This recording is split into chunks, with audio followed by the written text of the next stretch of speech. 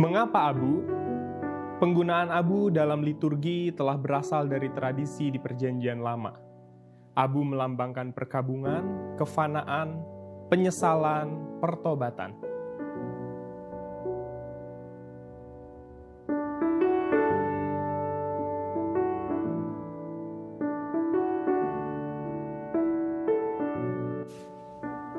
Dalam kitab Ester, Mordekai mengenakan kain kabung dan abu ketika mendengar perintah Raja Ahaswiweros, raja keempat di Kaisaran Persia, untuk membunuh semua orang Yahudi dalam kerajaan Persia.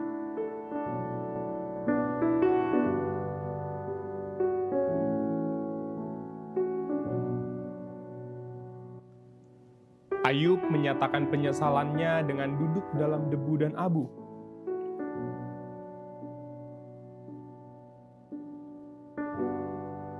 Daniel mengatakan, "Lalu aku mengarahkan mukaku kepada Tuhan Allah untuk berdoa dan bermohon, sambil berpuasa dan mengenakan kain kabung serta abu."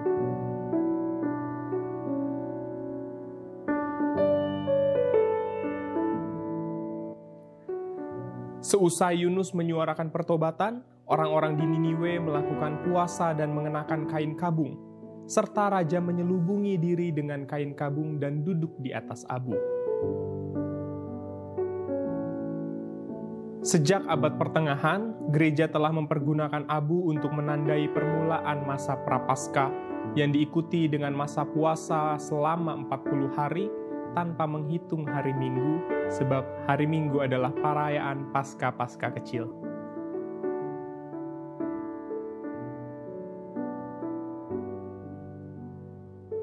Saudara-saudara, abu ini adalah lambang kerendahan.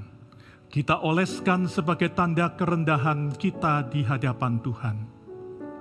Abu ini adalah lambang kefanaan. Kita oleskan sebagai tanda kita ini debu dan akan kembali menjadi debu. Abu ini adalah lambang permohonan. Kita oleskan sebagai tanda pertobatan dengan mengharapkan belas kasih Allah. Bertobatlah dan percaya pada Injil. Bertobatlah dan percaya pada Injil.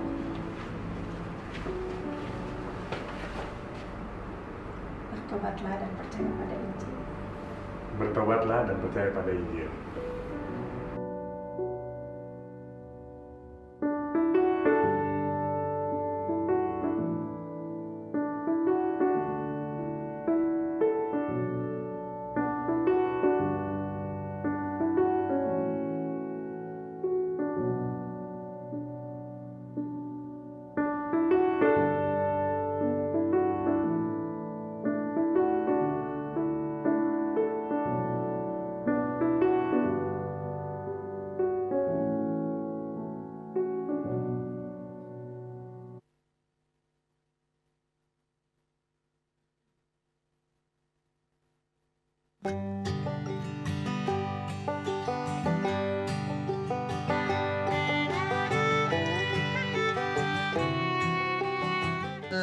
Sesuatu yang menyerupai yang asli tapi gak sama. Palsu to fake. For example, like this is fake. I wanna sing, is this my mic or not? No, this is vocoming. It could be a robot maybe. I know what's an idea about this. A robot is something that could do everything, but a robot is not about the mind that makes itself, it's about people that makes the mind of the robot. Menurut aku tuh manusia palsu adalah manusia yang melakukan kepura-puraan gitu. Jadi apa yang dilakukan ya penuh kepura-puraan, ya dia palsu menurut aku gitu. Berbohong dia berarti ya, termasuk berbohong. Dia tidak jujur terhadap dirinya sendiri. Bohong tuh like when you fall into your temptations namanya bikin dosa. Bohong tuh maksa kayak juga bikinin Tuhan Yesus sedih, bikinin mama malah sama papa malah sedih juga. Melakukan sesuatu yang betul-betul dikehendaki Tuhan, tidak melakukan yang Tuhan tidak suka gitu loh. Jadi dari hati kita. Be honest, for example, like this. When being honest is like this, for example, like this. When this maybe break, but it didn't break. It was just an example. When this break maybe, and then Mama came or Papa came maybe, and then he said, "What happened?" And telling the truth is the right thing to do, because telling the truth is not going to make you much in trouble. Kalau udah suka kado ya, aku masih tetap main dong dan bersyukur. Aku bilangin, wah bagus banget, terima kasih. Tetap kalau aku gak sukain, bohong. Itu sih like the right thing to do sih. It's like making people feel like upset. So itu the right thing to do. Aku akan tetap berterima kasih, menunjukkan wajah gembira. Aku rasa itu memang sebuah kebohongan, tapi kebohongan untuk kebaikan. Habis itu mungkin kita akan minta maaf juga sama Tuhan. Popo bohong, pernah nggak Jax? Udah pernah Popoku. Pernah. Jax waktu itu makannya kan nggak habis. Terus Popo bilang, udah Jax, nanti kalau Mama tanya, makannya udah habis ya Jax? Gitu. Haven't do that yet. Oh iya, yang waktu Popo jatuh tuh. Kenapa kamu gak bilang sama Mama? Karena aku gak mau Mama dimarahin. Menurut aku nggak bisa ya, tetap aja kita pasti ada berdosa, pasti kita berbohong gitu tadi. Tapi kita harus tetap lagi kembali ingat Tuhan mengasihi kita, Tuhan mengampuni kita, itu aja sih. Better if you tell the truth every day. But for me, it's much better before you tell the truth, you don't make the mistakes that you just started before this.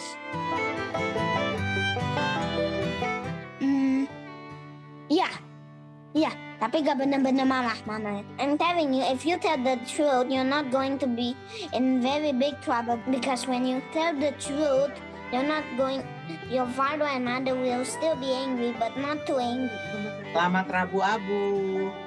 Selamat Rabu Abu semuanya. Tuhan Yesus memberkati.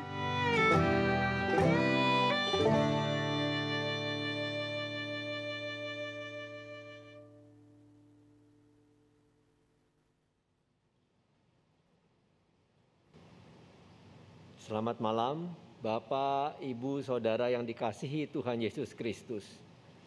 Kita bersyukur hari ini kita bisa menyelenggarakan ibadah online Rabu Abu 17 Februari 2021 yang akan dilayani oleh Pendeta Riani Josephine Suharja. Mari bersaat teduh sebelum memulai ibadah.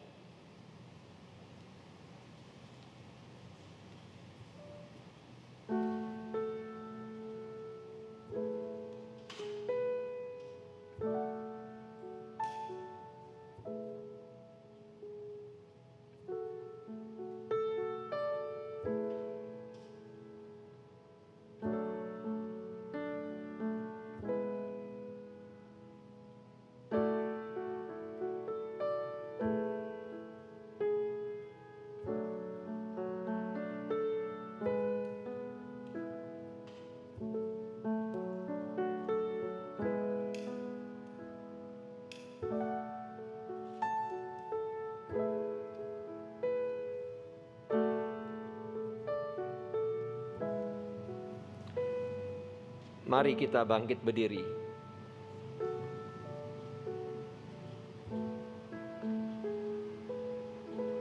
Rabu Abu, kita ini rapuh,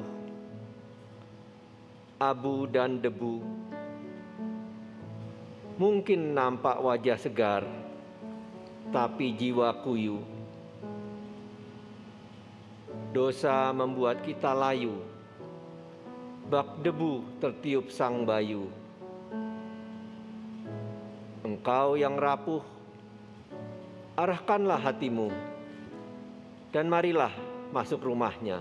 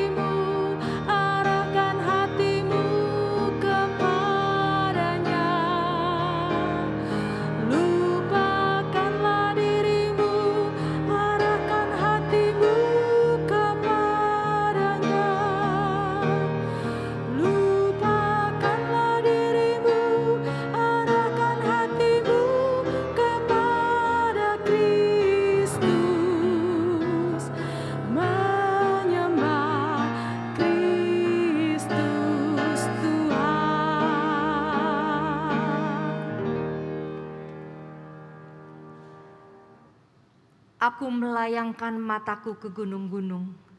Dari manakah akan datang pertolonganku? Aku melayangkan mataku ke gunung-gunung. Dari manakah akan datang pertolonganku? Ia takkan membiarkan kakimu goyah. Penjagamu tidak akan terlelap. Ya dan amin. Kasih karunia dan damai sejahtera dari Allah Bapa, Anak dan Roh Kudus menyertai saudara sekalian. Dan menyertai saudara juga.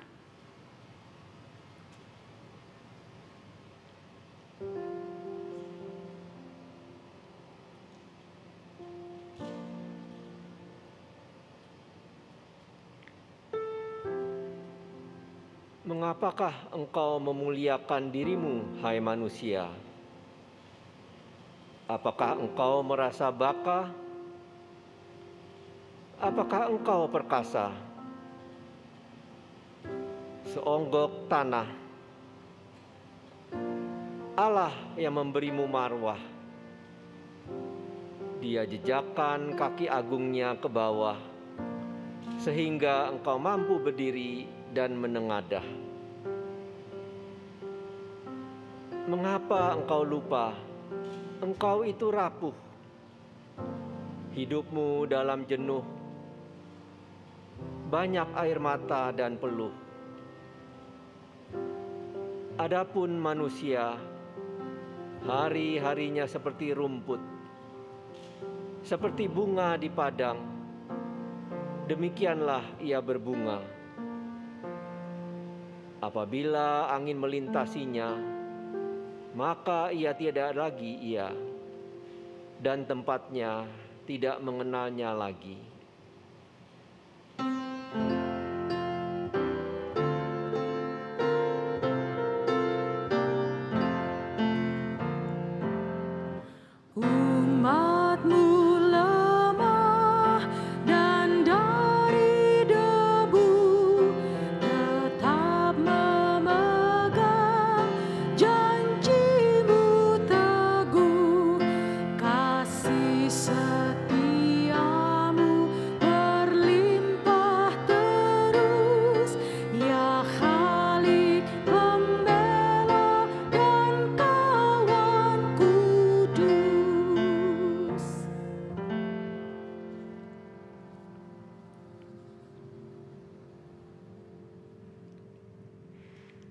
Saudara-saudara, Tuhan memandang ke bawah dari surga kepada anak-anak manusia untuk melihat apakah ada yang berakal budi dan yang mencari Allah. Mereka semua telah menyeleweng, semuanya telah bejat, tidak ada yang berbuat baik, seorang pun tidak.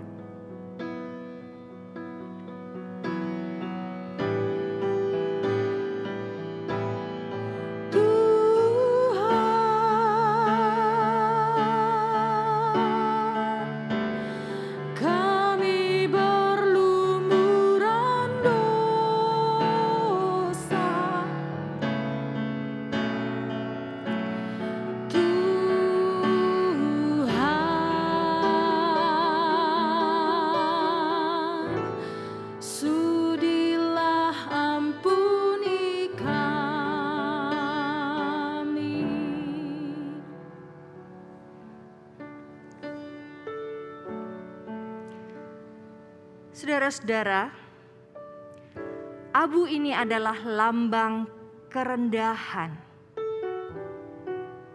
Kita oleskan sebagai tanda kerendahan kita di hadapan Tuhan. Abu ini juga adalah lambang kefanaan. Kita oleskan sebagai tanda kita ini debu dan akan menjadi debu kembali. Abu ini juga adalah lambang permohonan. Kita oleskan sebagai tanda pertobatan dengan mengharapkan belas kasihan Allah. Mari saudara, kita mengoleskan abu pada anggota keluarga kita masing-masing atau pada jika saudara sendiri mengoleskannya sendiri sambil mengatakan, bertobatlah dan percayalah kepada Injil.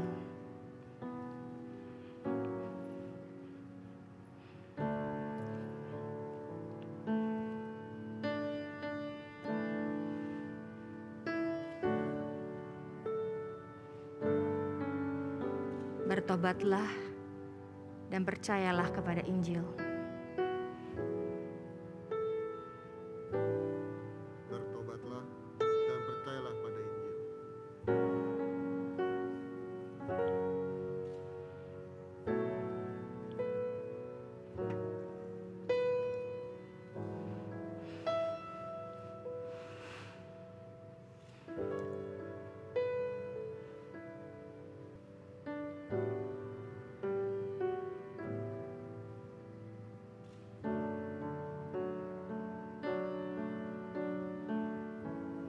Mari kita bersama-sama berdiri.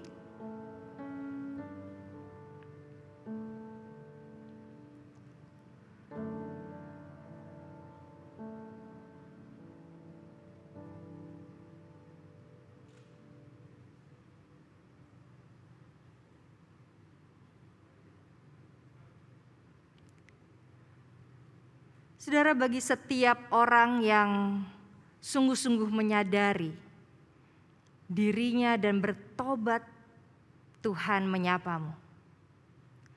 Sekalipun dosamu merah seperti kirmisi, akan menjadi putih seperti salju. Sekalipun berwarna merah seperti kain kesumba, akan menjadi putih seperti bulu domba. Demikianlah berita anugerah dari Tuhan. Puji dan syukur kepada Tuhan.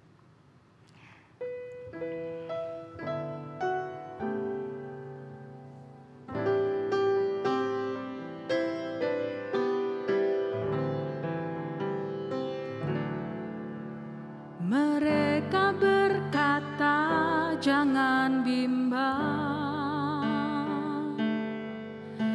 karena Engkau selalu beserta. Namun tangis dan derita tak membuktikannya. Haruskah aku tetap percaya? Kemana aku harus mencari janji setia yang Engkau beri? Karyamu selalu ku nanti hari demi hari, namun malam sepi yang ku dapati, salibmu ajar ku mengerti. Kau hadir dalam derita dan sepi. Kasih-Mu besar dalam hidupku.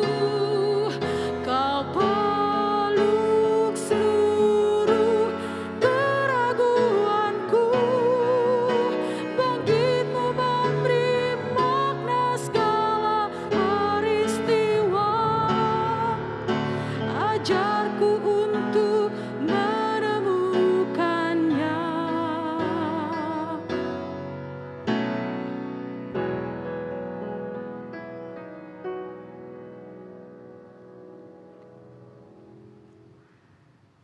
Silakan duduk. Mari saudara, kita bersama-sama berdoa. Bapa di dalam surga, terima kasih karena Engkau mengingatkan kami bahwa sesungguhnya kami ini pribadi yang rapuh. Kadangkala kami jenuh, bahkan air mata silih berganti dengan peluh. Kami berdoa ya Tuhan, karena kami punya Tuhan yang penuh cinta dan memberikan hidup buat kami. Biarlah firman yang kami baca, biarlah kata-kata yang keluar dari mulut hamba-Mu, biarlah pikiran dan perasaan yang kami arahkan untuk merenungkannya.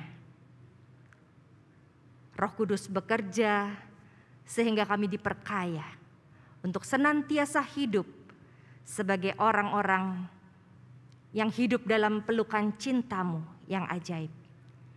Berfirmanlah ya Bapa, di dalam nama Tuhan Yesus kami berdoa. Amin.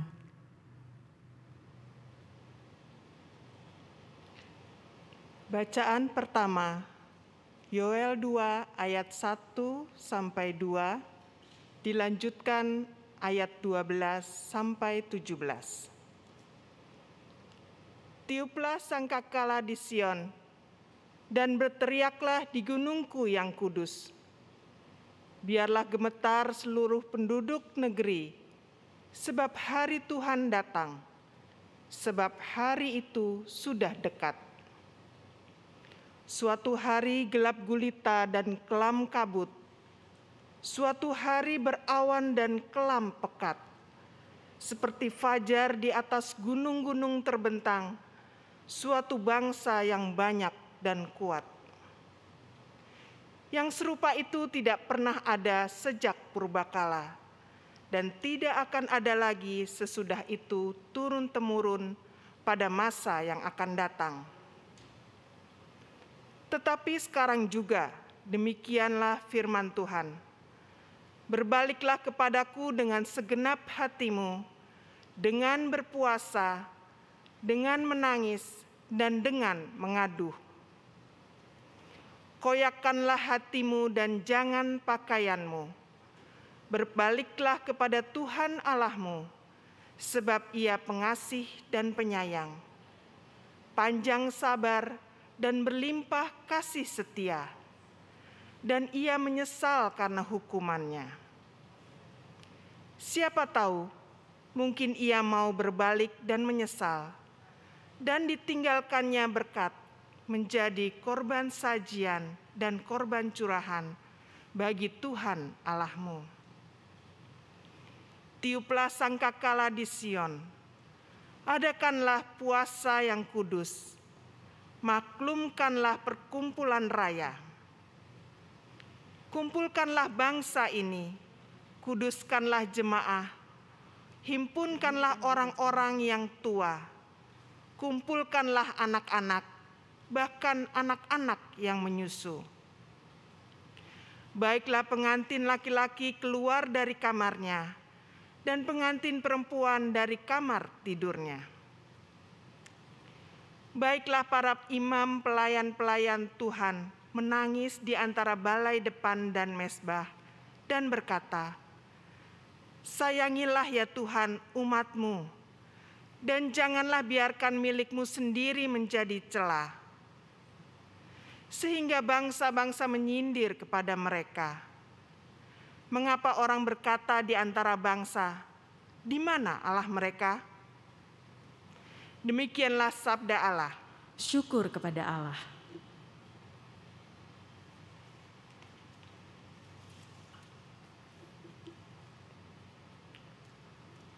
Mazmur 51. Ketika Nabi Nathan datang kepadanya setelah ia menghampiri Betsheba, kasihanilah aku ya Allah, menurut kasih setiamu. Hapuskanlah pelanggaranku menurut rahmat-Mu yang besar. Bersihkanlah aku seluruhnya dari kesalahanku, dan tahirkanlah aku dari dosaku. Sebab aku sendiri sadar akan pelanggaranku. Aku senantiasa bergumul dengan dosaku. Terhadap Engkau sajalah aku telah berdosa dan melakukan apa yang Kau anggap jahat, supaya ternyata Engkau adil dalam putusan-Mu, bersih dalam penghukuman-Mu. Sesungguhnya dalam kesalahan aku diperanakan, dalam dosa aku dikandung ibuku. Sesungguhnya Engkau berkenan akan kebenaran dalam batin, dan dengan diam-diam Engkau memberitahukan hikmat kepadaku. Bersihkanlah aku daripada dosaku dengan hisop, maka aku menjadi tahir. Basuhlah aku, maka aku menjadi lebih putih dari salju. Biarlah aku mendengar kegirangan dan sukacita. Biarlah tulang yang kau remukan bersorak-sorak kembali. Sembunyikanlah wajahmu terhadap dosaku. Hapuskanlah segala kesalahanku. Jadikanlah hatiku tahir, ya Allah, dan perbaharuilah batinku dengan roh yang teguh. Janganlah membuang aku dari hadapan-Mu, dan janganlah mengambil roh-Mu yang kudus daripadaku. Bangkitkanlah kembali padaku kegirangan karena selamat yang daripadamu, dan lengkapilah aku dengan roh yang rela. Maka aku akan mengajarkan jalan-Mu kepada orang-orang yang melakukan pelanggaran, supaya orang-orang berdosa berbalik kepadamu. Lepaskanlah aku dari hutang darah, ya Allah, Allah keselamatanku. Maka lidahku akan bersorak-sorai memberitakan keadilan-Mu. Ya Tuhan, bukalah bibirku, supaya mulutku memberitakan puji-pujian kepadamu.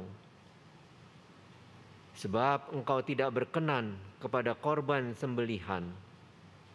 Sekiranya aku persembahkan korban bakaran, Engkau tidak menyukainya. Korban sembelihan kepada Allah ialah jiwa yang hancur, hati yang patah dan remuk. Tidak akan Kau pandang hina, ya Allah.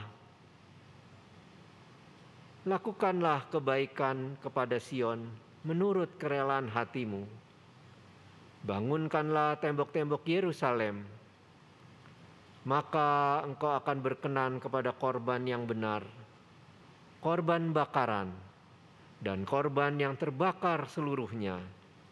Maka orang akan mengorbankan lembu jantan di atas mezbah-Mu.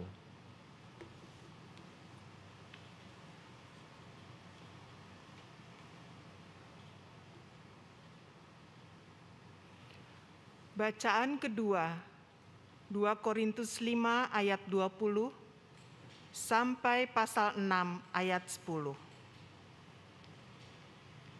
Jadi, kami ini adalah utusan-utusan Kristus, seakan-akan Allah menasihati kamu dengan perantaraan kami. Dalam nama Kristus, kami meminta kepadamu, berilah dirimu didamaikan dengan Allah. Dia yang tidak mengenal dosa telah dibuatnya menjadi dosa karena kita, supaya dalam Dia kita dibenarkan oleh Allah.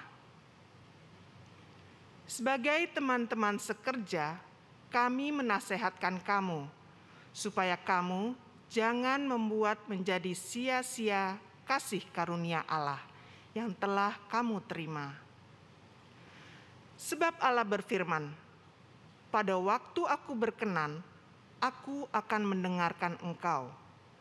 Dan pada hari aku menyelamatkan, aku akan menolong engkau. Sesungguhnya waktu ini adalah waktu perkenanan itu. Sesungguhnya hari ini adalah hari penyelamatan itu.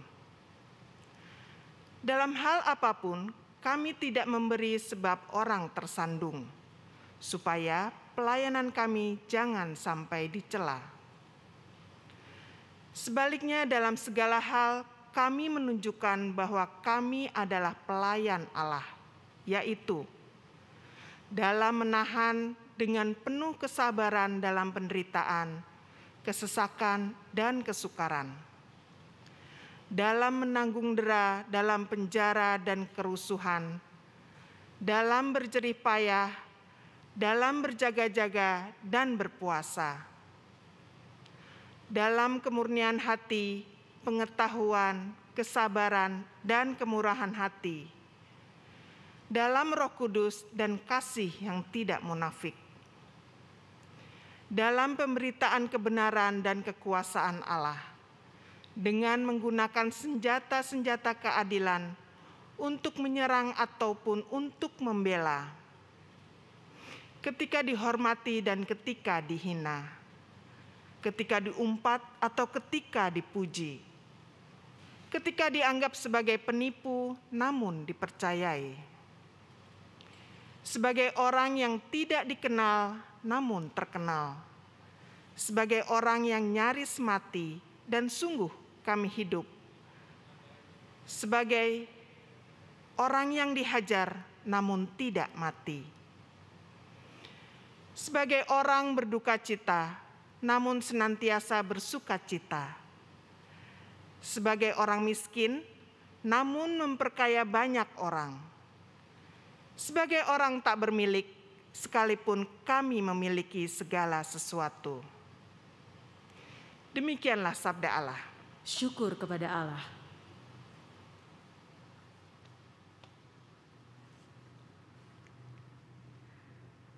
Bacaan Injil dari Matius 6 ayat 1 sampai 6, dilanjutkan 16 sampai 21. Matius 6 ayat pertama.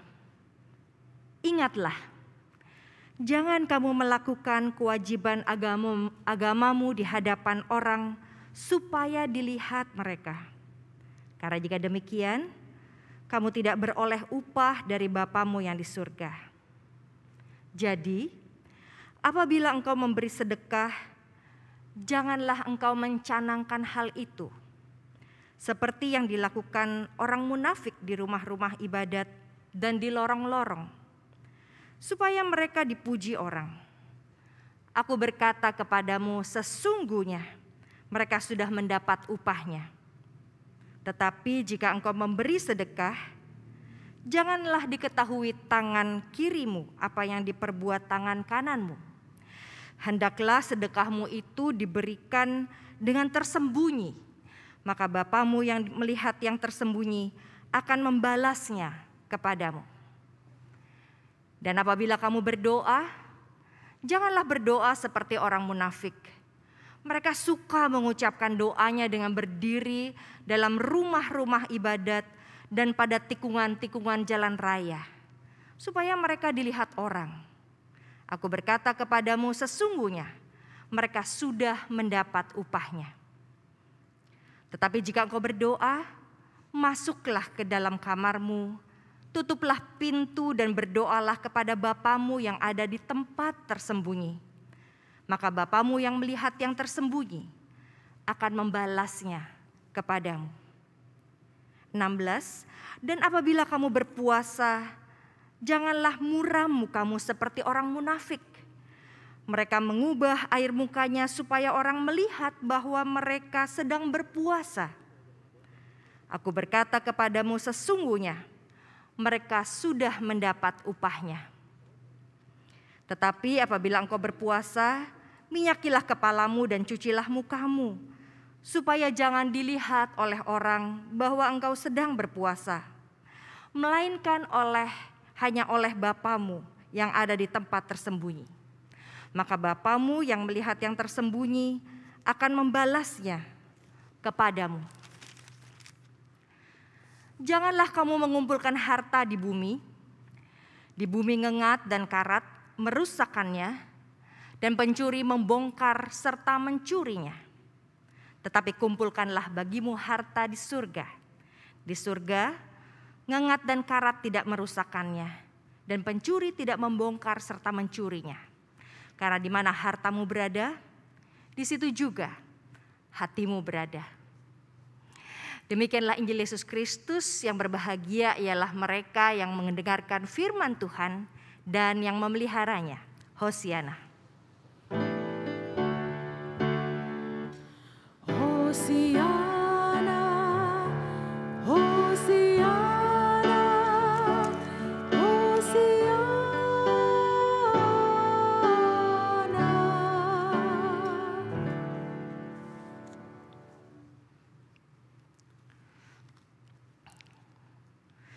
Selamat malam saudara-saudara. Seorang nenek bernama Asyani adalah seorang tukang pijat sebetulnya. Namun ia diseret ke pengadilan negeri Situbondo, Jawa Timur, saudara. Karena ia mencuri 38 potongan kayu jati di lahan perhutani. Padahal saudara dia tinggal di tempat itu, dia memotong kayunya sendiri, lalu dia menjualnya dan hanya uangnya dipakai untuk makan keluarganya sendiri yang tinggal di sepetak rumah 4x6 meter kira-kira, saudara. Nah, saudara, yang membuat nenek Asyani ini dihukum 1 tahun penjara itu karena aksinya menebang, mengambil, dan menjual kayu jati. Di pengadilan tidak dibicarakan mengenai motivasinya atau kognisinya. Jadi si nenek gak ngerti tentang hukum perhutanan, tentang kebenaran masalah ambil mengambil barang. Ia dihukum karena aksinya. Nah, saudara, apa hubungannya dengan khotbah Yesus di bukit pada Matius 5 dan 6 yang kita baca hari ini tentang Matius 6-nya? Saudara, Matius 6 ini dihadiri oleh ratusan mungkin ribuan pengikut Yesus. Dan topik utama yang diambil oleh Yesus adalah dalam bahasa Yunani dikaiosune. Dikaiosune atau kebenaran. Kenapa bicara kebenaran, saudara? Saya kira mereka bukan nenek Asyani yang tidak tahu tentang hukum, tidak tahu tentang keagamaan sehingga harus diajarkan berulang-ulang. Alkitab menyatakan ada 78 kali kata dikaiosune di Perjanjian Baru. Bahkan di Matius yang kita baca sebanyak 28 pasal ada 17 kali kata dikaiosune atau kebenaran. Saya kira para pendengar orang-orang Yahudi ini bukan orang-orang yang tidak tahu kebenaran. Bahkan mereka adalah pelaku kebenaran yang tahu dan sadar benar kalau mereka tidak melakukannya, mereka akan kena hukuman. Tapi toh akhirnya Yesus mengajarkan ini. Dan sebagai klimaksnya di Matius yang kita baca, saudara, dan selanjutnya pada pasal-pasal selanjutnya, Yesuslah yang dianggap oleh Pilatus pelaku dikaiosune. Tidak ada yang salah di antara dalam hidup Yesus. Dia diakui sebagai orang yang pelaku kebenaran. Nah, mengapa saudara topik dikaiosune ini dibicarakan? Karena topik ini bukan hanya bicara tentang kognisi, pengetahuan, sehingga orang pandai saja yang bisa ikut Yesus. Orang yang IQ-nya tinggi saja yang mengerti Yesus. Dikaiosune bicara bukan hanya sekedar aksi di mana orang banyak benar-benar melihat kebaikan seseorang dan memuji dia. Tetapi dikaiosune bicara tentang motivasi.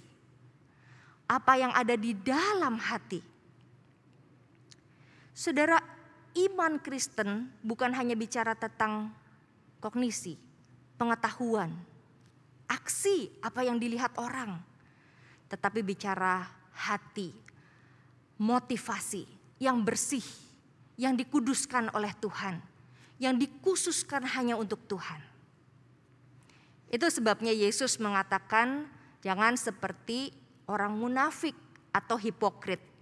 Di dalam bacaan kita, saudara, 3 kali Yesus mengatakan kata kunci ini. Hipokrit, munafik. Kenapa? Karena di zaman Yesus, saudara-saudara, itu hipokrit ada di mana-mana. Atau kata ini digunakan khususnya juga untuk para artis yang bermain di panggung, lalu mereka menggunakan ini, saudara. Mereka menggunakan topeng. Jadi topeng ini digunakan agar identitas orang yang sedang bermain peran itu tidak diketahui oleh para penonton. Dikaiosune bicara bagaimana Tuhan Yesus mengingatkan orang-orang Yahudi yang sering kali melakukan perbuatan baik dan menggunakan topeng. Nah, saudara, di zaman itu, saudara, ini lumrah terjadi, orang pakai topeng. Kenapa? Karena rupanya kalau orang berbuat baik di zaman Yesus, ada sebuah tanda yaitu terompet, di mana orang yang berbuat baik itu dikenal oleh banyak orang dan diberikan apresiasi dengan bunyi terompet itu. Sehingga itu akhirnya menjadi motivasi orang berbuat baik. Itu menjadi motivasi orang berdoa dan berpuasa di pinggir jalan atau di dalam rumah-rumah ibadat. Bagaimana dengan konteks kita, saudara-saudara? Pesan positif Yesus, saya kira dengan kata yang diulang juga sebanyak 3 kali, bukan hanya Tuhan Yesus mencela, mengingatkan para hipokrit atau orang-orang munafik supaya dia tidak melakukan tindakan keagamaannya dengan motivasi yang tidak jujur. Tetapi pesan Yesus secara positif adalah carilah tempat tersembunyi. Itu diulang sebanyak 3 kali, saudara. Berpuasa di tempat yang tersembunyi, berdoa di tempat yang tersembunyi, melakukan kebaikan hati di tempat tersembunyi. The secret place. Apa itu the secret place, saudara? The secret place itu bukan menunjukkan pada lokasi, tetapi pada relasi. Kalau dalam perjamuan kudus kemarin, Pendeta Vera di hari Minggu bicara bagaimana orang turun gunung, saudara, melakukan sebuah aksi setelah dia melakukan relasi yang dekat dengan Tuhan. Kali ini di Rabu Abu Tuhan Yesus mengingatkan kita kembali. Ingat, aksi kita itu dilandasi oleh sebuah motivasi karena kita punya relasi dengan Tuhan yang indah dan intim. Itu yang dialami oleh Paulus, saudara. Dalam 2 Korintus yang kita baca, Paulus bisa bersabar dalam penderitaan, bisa punya kemurnian hati untuk bisa menghadapi segala kesulitan, penderitaan, bahkan masuk penjara dengan segala kesesakannya. Aksi yang dilakukan oleh Paulus itu menjadi aksi yang tetap dilakukannya dengan setia karena dia sudah mengalami the secret place. Dia sudah mengalami bagaimana di dalam 2 Korintus 5 ayat 20, ia selalu merasa didamaikan dengan Allah hatinya. Relasinya yang tadinya jauh, berdosa, membenci kekristenan, akhirnya ia menjadi seorang yang dekat dengan Tuhan, memahami pesan Tuhan, dan hidupnya hanya beraksi dan menanti reaksi dari Tuhan. Dia tidak menanti reaksi dari manusia lain atau pujian dari manusia, tetapi ia tetap pegang landasan yang kuat, yaitu relasinya dengan Tuhan. The secret place.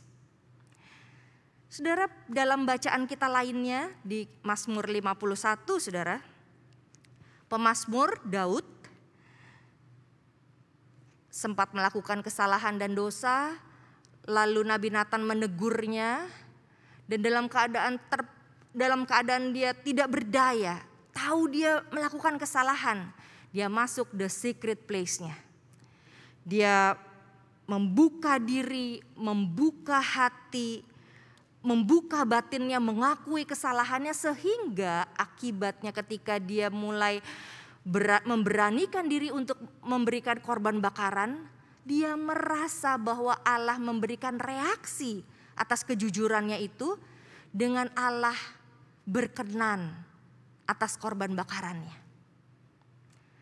Relasi yang indah dan intim terjadi dengan Tuhan dan reaksi didapatkan oleh mereka yang intim dengan Tuhan. Enggak lagi bergantung pada reaksi manusia, saudara. Lalu selanjutnya di kitab Yoel yang kita baca, Yoel 2 ayat 12, Nabi Yoel saudara tidak meminta orang Israel untuk berpuasa sekedar berpuasa. Tetapi inti dari puasanya adalah bagaimana terjadi perubahan, pertobatan. Puasa bukan sekedar kewajiban. 40 hari setelah Rabu Abu, mari kita puasa karena semua orang puasa. Bukan saudara. Tuhan menanti orang Israel hatinya berbalik kepada Tuhan, bertobat, dengan akhirnya memilih the secret place, tempat, suasana, kondisi, relasi, di mana gaya hidup mereka menjadi sederhana dengan cara berpuasa. Pertanyaannya saudara, apakah malam ini saudara pernah atau sering atau sudah meninggalkan the secret place kita, relasi kita dengan Tuhan? Saat dimana kita bertemu dengan Bapa yang penuh kasih, one on one. Dimana kita hanya berdua privately. Dalam doa dari hati ke hati. Dan hanya Tuhan yang memberikan kepada kita jawabannya. Saudara, kadang Tuhan izinkan kita mengalami titik terendah dalam hidup. Seperti Daud, sampai Daud bisa mengatakan, bersihkan aku dari seluruh kesalahanku. Atau bisa jadi saudara, Tuhan menyadarkan kita untuk masuk dalam the secret place justru saat kita kesepian. Bukan kita masuk pintu dan mengunci pintu kamar kita, tetapi memang kita justru merasa segala pintu terkunci. Sehingga di masa pandemi ini hanya saya dan Tuhan saja yang bisa berbicara satu dengan yang lain. Apa tujuan the secret place, saudara? Supaya kita tidak bergantung pada reaksi manusia atau orang lain atas apa yang kita lakukan. Supaya kita bisa peka terhadap suara dan jawaban Tuhan dengan berbagai cara. The secret place tidak harus sebuah tempat yang sunyi, tapi sebuah keadaan hati di mana kita hanya mengarah kepada Kristus. Jadi kalau saudara dan saya berpuasa bukan berarti semua orang di rumah harus wajib berpuasa untuk mendukung saya yang puasa. Kita bisa berpuasa di tengah-tengah orang yang makan dan minum, tapi hati kita mengarah pada Kristus, berbicara pada Kristus. Bahkan kita bisa menanti jawaban Kristus dalam percakapan orang-orang yang sedang makan di meja makan bersama dengan kita yang hatinya mengarah pada Kristus. Kalau kita sudah masuk dalam the secret place itu saudara, keadaan relasi yang indah dengan Tuhan, maka saya kira tidak ada lagi kepalsuan seperti dalam tema Rabu Abu hari ini. Bagaimana memulai the secret place? Mari saudara kita buka diri dan buka topeng-topeng kita. Topeng tersenyum bisa menunjukkan seorang yang bersuka cita, tapi orang yang menari atau berakting di baliknya adalah orang-orang yang sedang sedih, sendu, dan mungkin sangat ketakutan. Topeng sedih yang dinyatakan oleh orang-orang yang sedang berpuasa, jangan-jangan mereka mengharapkan pujian dari para penonton sehingga orang-orang tahu bahwa dia sedang melakukan kegiatan agamanya dengan sungguh-sungguh dan kusuk. Mendua saudara. Tapi masuk dalam secret place berarti kita memilih untuk membuka diri apa adanya. Dengan mengatakan kepada Tuhan isi perasaan kita yang paling dalam. Seperti yang banyak diungkapkan oleh pemazmur. Tadi sebelum kita ibadah, saudara sudah menyaksikan sebuah tayangan Jax, seorang anak yang menyatakan kepada saudara kesaksiannya, apa itu jujur, apa itu bohong.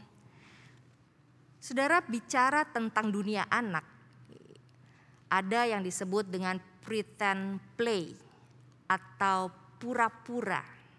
Nah, gimana nih saudara? Bicara tentang kepalsuan, keluar dari kepalsuan, masuk dalam the secret place. Apakah kita tidak boleh lagi melakukan pretend play atau pretending atau pura-pura?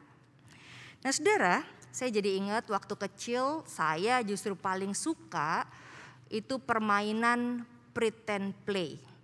Jadi saya mulai pikir-pikir kalau malam saudara, itu tetangga saya ajak main apa lagi ya. Oke, besok saya main sekolah-sekolahan. Saya jadi guru, dia jadi murid. Besoknya lagi saya pikir, oke, kita main dokter-dokteran. Saya jadi dokter, dia jadi pasien. Atau yang lain lagi saya mulai pikir, oh kita main pasar-pasaran aja sekarang. Semua orang jadi pembeli, saya jadi penjual. Nah saudara, pikiran untuk main pura-pura itu ada waktu di zaman seseorang masih kanak-kanak.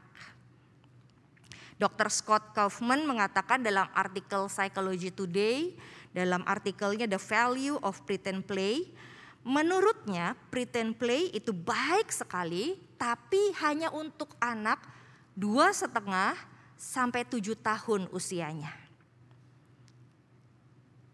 Kenapa? Karena pretend play atau permainan pura-pura itu melatih anak untuk mengembangkan imajinasinya, bisa berpikir, berimajinasi, membayangkan sesuatu, lalu juga belajar peran, roles di dalam masyarakat. Saya jadi dokter, saya jadi pasien, gimana rasanya. Yang ketiga, melatih kecerdasan emosi. Saya tahu apa rasanya sakit, rasanya sedih, rasanya bahagia dan bangga melalui pretend play. Nah bahayanya saudara kalau pretend play ini dilanjutkan oleh orang dewasa. Jadi kita diajak bagaimana yang terpenting saudara bukan pretend play-nya, bukan pura-puranya, tetapi permainan atau pretend play itu melatih anak sesungguhnya untuk berimajinasi, membayangkan sesuatu, melatih kecerdasan emosinya, sehingga melalui itu juga orang tua bisa mengajak anak-anak untuk juga berimajinasi, membayangkan, mengungkapkan perasaannya kepada Tuhan. Sebagian orang tua mengajak anak untuk pretend play dengan membuat yang namanya playing corner, saudara. Atau pojokan di mana satu ruangan di rumahnya, mungkin saudara juga punya, untuk bermain. Tapi bagaimana dengan praying corner? Saudara bisa lihat tayangannya di layar ini, saudara. Jadi ada sebagian orang tua mulai bikin atau membuat praying corner. Disinilah mereka mengajak anaknya atau dirinya sendiri untuk punya relasi yang dekat dengan Tuhan, the secret place, di mana ia bisa bicara kepada Tuhan seluruh isi hatinya. Ia bisa belajar mendengarkan Tuhan atau pesan Tuhan melalui bacaan-bacaan atau berdiskusi dengan keluarganya. Nah, salah satu saudara yang dibuat oleh anak sekolah minggu kita yaitu Abel. Jadi Abel sudah mulai membuat tenda doanya sejak beberapa minggu yang lalu, saudara. Jadi tenda doa ini dipakai oleh Abel, adik sekolah minggu kita, untuk dia menyatakan isi hatinya kepada Tuhan. Ini aksi doanya. Aksi doanya terlihat, tetapi isi doanya hanya dia dan Tuhan yang tahu. Atas seizin Abel, saya juga menayangkan gambar Abel, saudara, yang dimana dia menyatakan dia berdoa sendiri dengan Tuhan di alam terbuka. Saudara, secret place juga bisa terjadi di alam terbuka. Dengan judul spiritualitas alam, bahkan anak-anak juga bisa menyatakan isi hatinya kepada Tuhan di tengah semua ciptaan Tuhan. Praying corner bisa menjadi secret place, tempat yang sangat tersembunyi antara Tuhan bahkan dengan anak-anak sekalipun. Itu bisa di pojokan, di rumah kita, bisa di taman, bisa juga kita menuliskannya di jurnal kita. Kita bisa taruh foto-foto atau simbol-simbol yang membuat orang yang berdoa, berbicara kepada Tuhan, merasa dekat dengan Tuhan. Secret place juga bisa kita lakukan di jurnal kita atau di buku kita. Bahkan secret place buat anak-anak juga bisa kita lakukan dengan kita mengadakan waktu ngobrol bersama atau waktu berkualitas untuk berbicara dengan keluarga bersama dengan Tuhan. Bagai Bapa yang penuh kasih, biarkan para orang tua membuat anak-anak merasa bisa nyaman, bisa terbuka menyatakan isi hatinya. Sehingga mereka bisa membayangkan bagaimana Bapa yang penuh cinta bisa menerima isi hati mereka. Bisa menerima segala curahan dan cerita mereka. Saudara-saudara, 40 hari ke depan kita juga diajak. Mari saudara, kita buat secret place kita.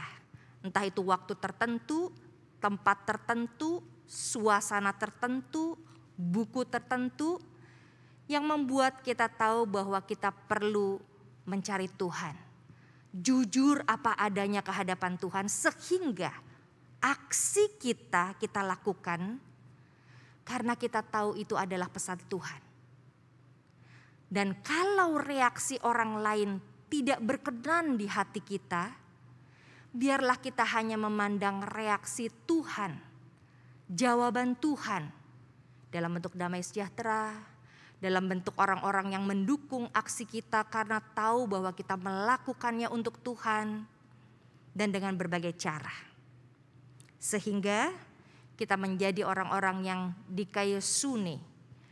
Kita melakukan kebenaran karena kita melakukannya dengan hati, bukan dengan kepalsuan. Pertanyaannya, siapkah kita saudara? Mari siapkan diri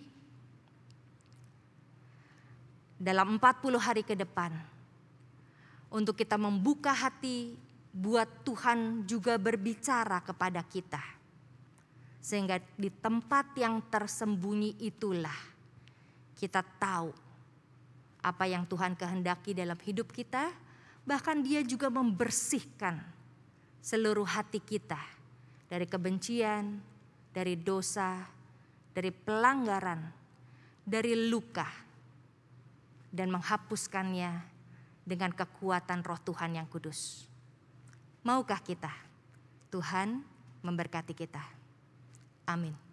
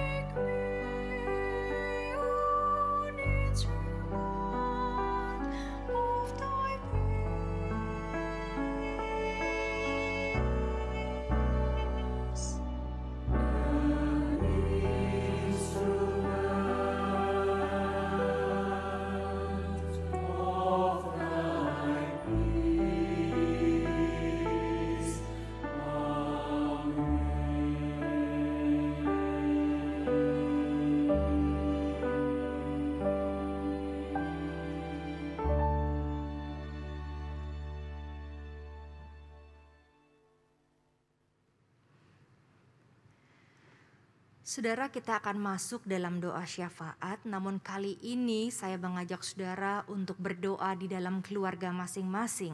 Atau bagi saudara yang sendiri, mari kita naikkan doa secara pribadi. Mari kita berdoa untuk kehidupan bersama kita dengan segala pergumulannya. Juga untuk pergumulan pribadi saudara masing-masing. Mari kita bersama berdoa, silakan mencari satu orang dalam keluarga untuk memimpin dalam doa. Dan kita akhiri dengan doa Bapa kami.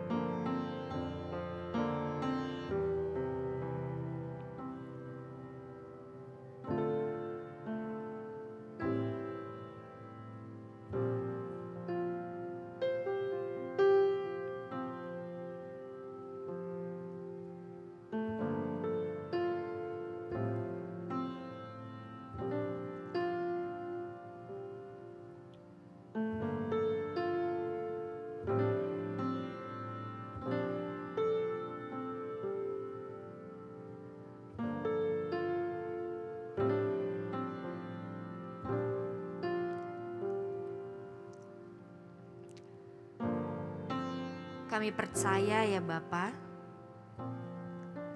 bahwa Engkau sungguh mendengarkan seruan kami dalam the secret place kami. Dan kami percaya Engkau akan memberikan kepekaan kepada kami untuk memahami reaksi Tuhan.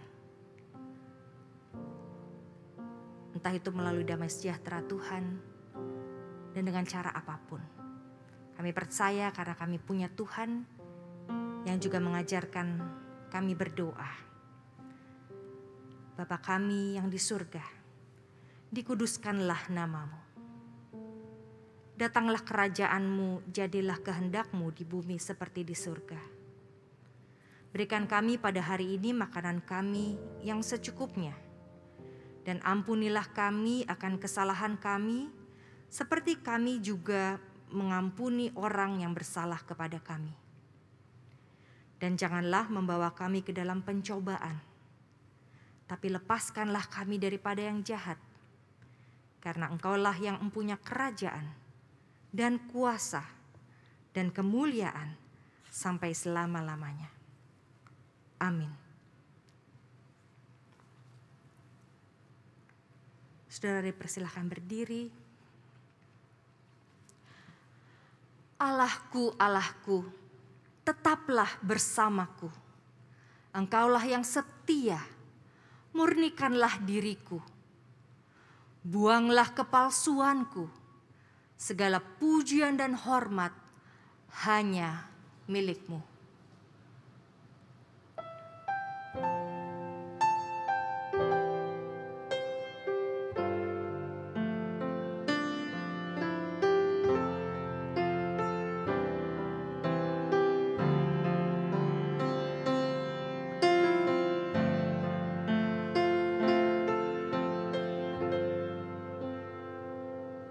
Bless the Lord, oh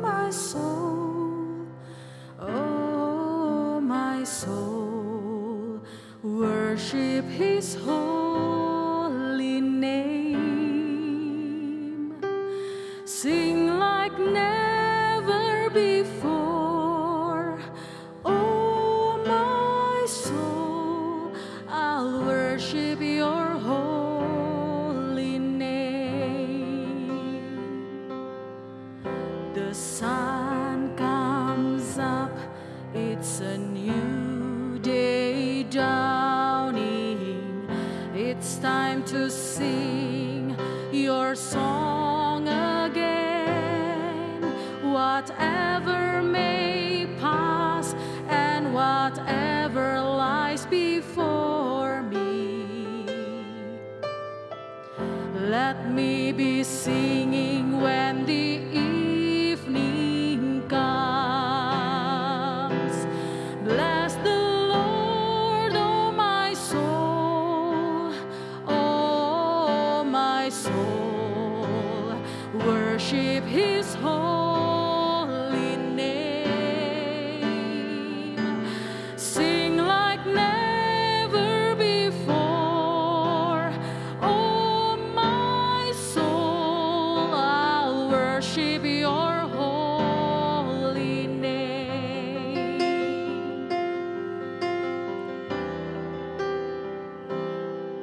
You're rich in love and you're slow to anger. Your name is great and your heart is kind. For all your goodness, I will keep on singing. 10,000 reasons for my heart to find.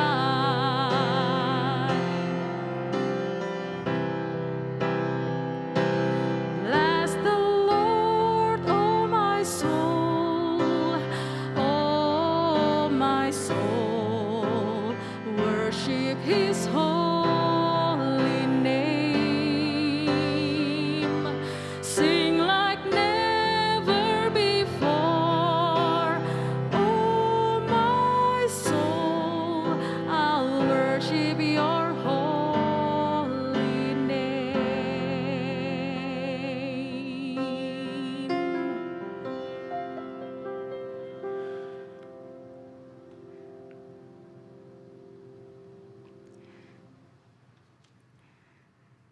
Saudara, mari kita pulang dengan membawa berkat yang datangnya dari Tuhan. Terberkatilah engkau dalam kemurahan Allah Bapa, Anak, dan Roh Kudus. Kiranya cinta kasih-Nya bersamamu selama-lamanya. Hosea.